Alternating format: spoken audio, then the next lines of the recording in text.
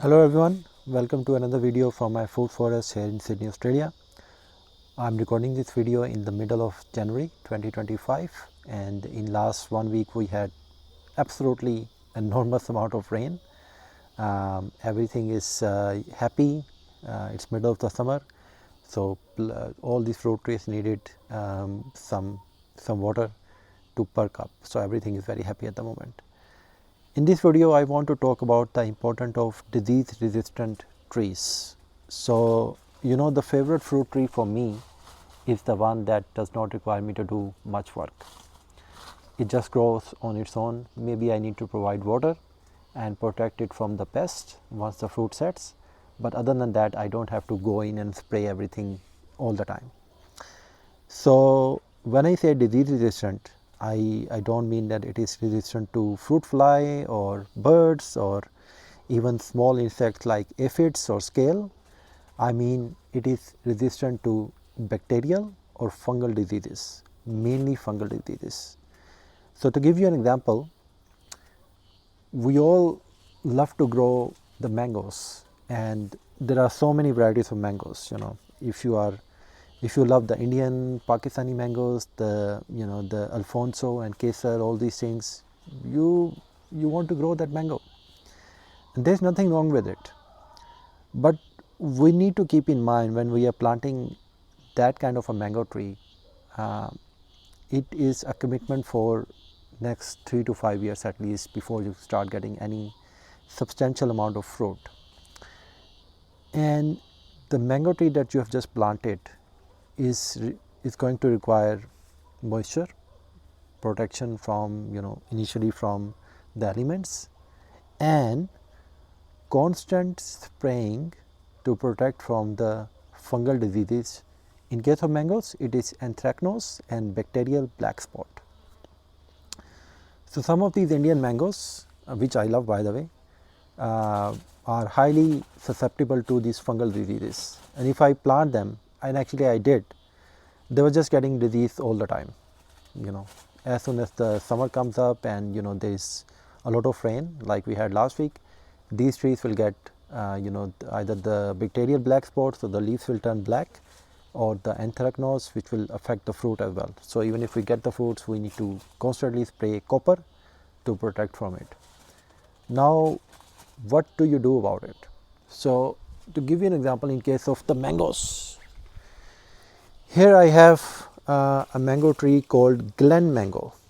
So, this tree, I have removed all the fruits because I wanted to grow bigger this year, but this tree I have planted specifically because it is highly resistant to the fungal diseases that mangoes usually get. So, it doesn't require me to spray, and because I have kids in the house that are running around and touching things and picking up fruit, I don't want to do copper or anything else, and it's just extra work for me. Even if it is safe, it's just extra work for me. I don't want to do it. So plant a mango variety like Glen mango or something like Pickering mango. So here I have another mango that is hiding in the falsa tree, falsa bush. So plant something like this, Pickering or Glen.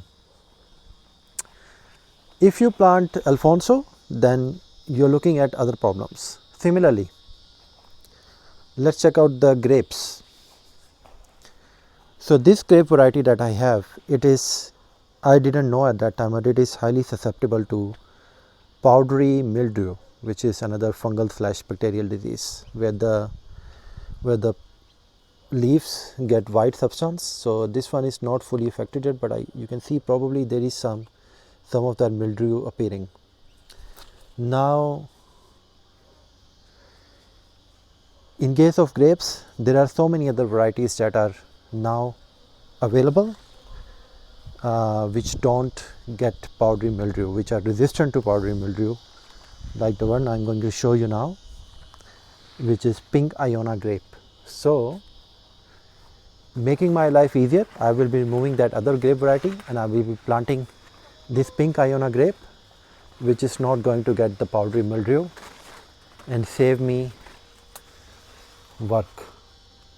So this is already loaded in the second year. Similarly, whatever trees you are looking at to grow, if you can find the common diseases and the resistant versions, grow them. Last example that I want to end this video is this peach tree. So peaches are highly susceptible to what they call a leaf curl. So it's not here at the moment, but leaf curl is a common fungal disease in the stone fruits, especially peaches and nectarines. So these trees do get the leaf curl, and there are some varieties that are resistant, but in case of leaf curl, I'm not as concerned, because leaf curl does not cause the tree to drop the fruit, or like it doesn't get worse as the mango diseases or the grape diseases. So I'm not as much concerned about it, and I don't spray. I'm not gonna spray. Too much work for me. So whatever fruit tree you are growing, just make sure you know what diseases they can get, and if there is a disease resistant variety that you don't have to work on, I would highly recommend planting that variety. If you go with a variety that you love to grow, just keep in mind that it will require you work to do. So always think about that next 3 to 5 years when you are planting a fruit tree, because it's a long-term commitment, and if you want to do work for it, go for it. But for me, I want a tree that is highly disease resistant and productive. If it requires me to do work, that tree is not for me, maybe for someone else. Until next video, bye bye.